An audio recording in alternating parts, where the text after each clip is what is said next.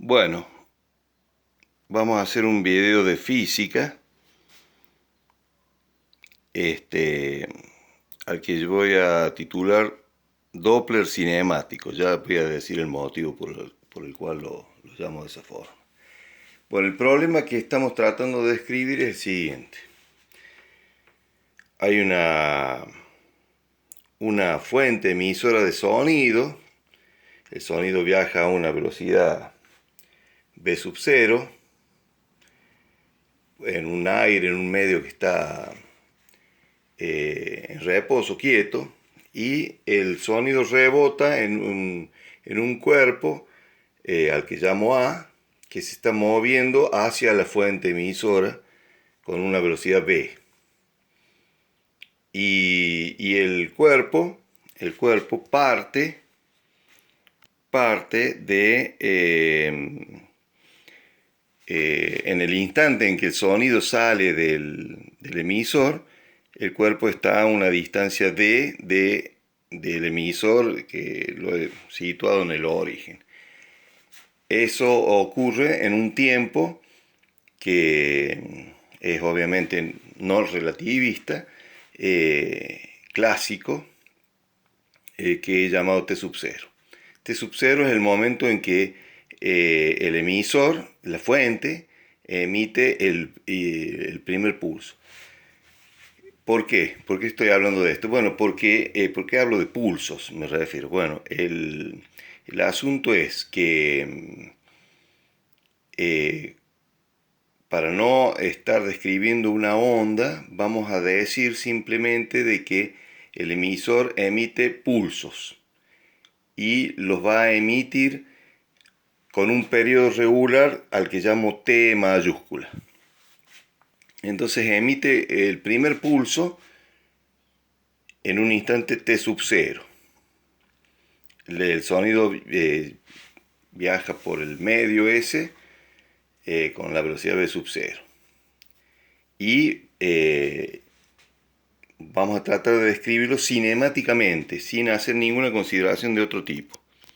Y en un modelo de física no relativista, momentáneamente, clásico, digamos. Bueno, entonces lo que trato de hacer simplemente es describir cinemáticamente la situación, la distancia entre el emisor y el objeto que se mueve, en donde se va a producir el eco. Y vamos a tratar de describir qué pasa con el periodo ese en la medida que la onda se refleje y vuelva al emisor, y el emisor se va a transformar en una especie de oyente, de observador, digamos. Bueno, o sea que el emisor habla y escucha al mismo tiempo, digamos. Bueno, la distancia, esta distancia d, es la suma de la distancia a la cual el objeto está del emisor en el momento en que la onda llega, que ese instante lo llamo T sub 1. Entonces va a ser la distancia total d, va a ser la suma de esto más este espacio, digamos. Y ahí lo describo matemáticamente. Es una descripción bastante simple y he trabajado matemáticamente la cuestión ahí de manera muy sencilla, y despejé el tiempo T sub 1 en el cual llega la onda al objeto A. Digamos que ese objeto A no es el objeto perdido irremediablemente.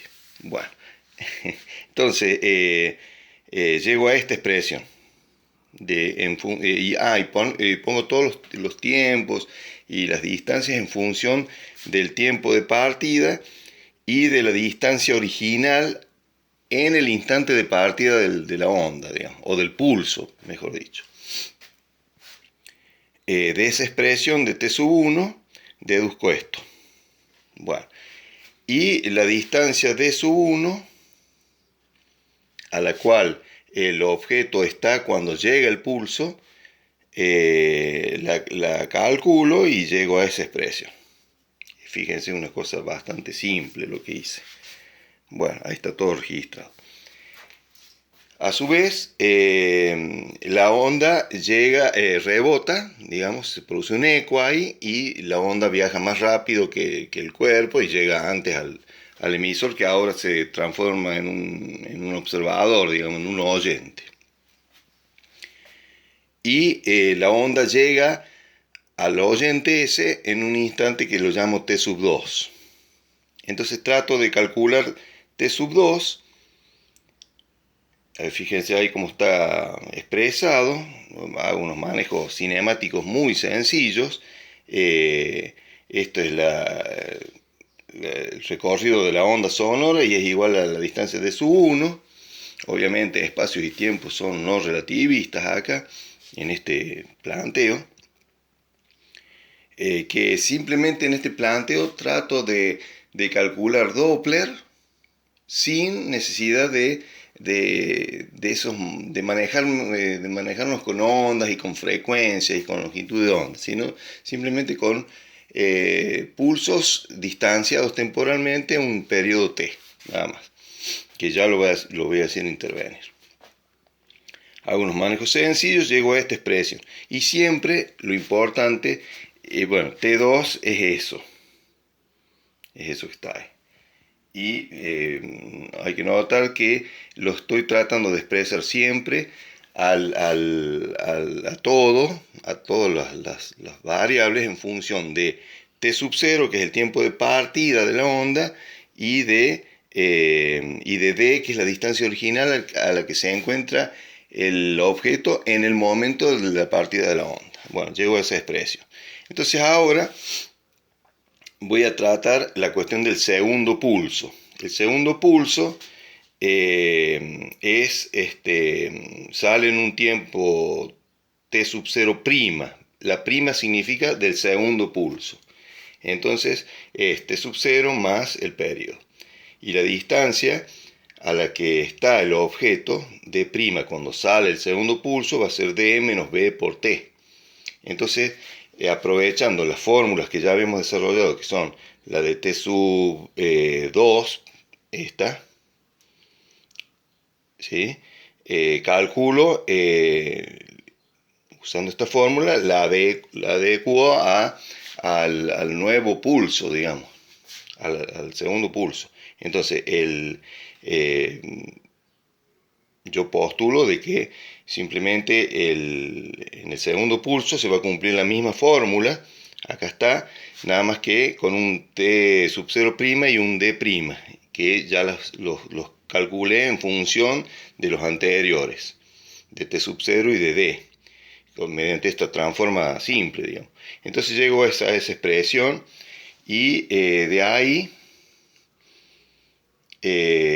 una vez que hice eso, defino el t', el t' voy a llamar a la diferencia de tiempo entre la llegada del primer pulso y del segundo pulso, que eso va a ser el periodo que va a observar el oyente o el observador tras ese rebote o ese eco. Lo defino de esta forma, reemplazo los valores de esto y de esto, resto ahí, hago unos manejitos matemáticos muy sencillos. Fíjense bien, ahí es muy simple lo que se hizo, y se simplifican algunos términos, y queda que t' es eso. Hago unos manejos simples y llego hasta ahí. Y ahí es donde puedo vincularlo con una onda diciendo, bueno, la frecuencia sería la recíproca de este periodo, esta sería la frecuencia observada, y esta sería la frecuencia original, la frecuencia observada por el observador, el oyente, que es el mismo emisor, pero después del eco, y esto es la frecuencia con que emitió. Si yo invierto todo, llegaría a esa fórmula. Que esa fórmula es la que justamente mi hijo calculó con las fórmulas del efecto Doppler normales, con un par de pasos muy simples, que son dos. La llegada de la onda desde el emisor al objeto A, teniendo en cuenta que se mueve, con qué frecuencia lo observaría a la llegada de la onda. Bueno, y después, tras el eco, se produce la partida de una onda saliendo de un objeto móvil y llegada, la misma onda llegada al observador o el oyente. Y haciendo esos dos pasos se llega a esa misma fórmula. Lo único que por ahí hace ruido y genera cierta duda es la cuestión de que la onda al llegar y rebotar no cambia la frecuencia y que esa frecuencia es la que observa el objeto A, es la frecuencia con que observa el objeto A la onda que emitió E. Bueno, entonces para entender eso, me parece a mí que conviene pensar que el eco se puede entender de esta forma, no como que la onda rebota directamente, porque ahí es difícil entender esa cuestión de que se mantenga la frecuencia, sino que la onda es absorbida por el objeto A y en el mismo instante en que es absorbida, el mismo objeto A genera un nuevo pulso o una nueva onda hacia la izquierda. O sea, el rebote puede ser entendido como que cada pulso que llega es absorbido por A, destruido totalmente, y en el mismo instante A genera la nueva onda con el mismo con la misma velocidad, pero hacia la izquierda, digamos. Bueno, me despido. Esto sería todo.